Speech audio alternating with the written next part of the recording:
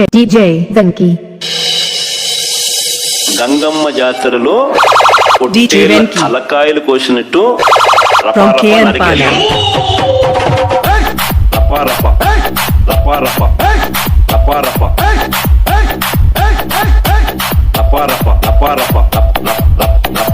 DJ Venki from KN Palam.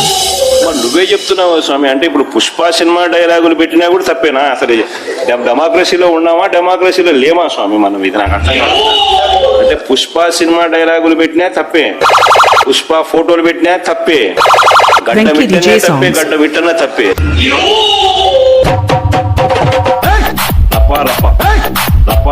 Pushpa ఫోటోలు పెట్టినా తప్పే, గడ్డ మిట్టనే తప్పే, గడ్డ మిట్టనే తప్పే.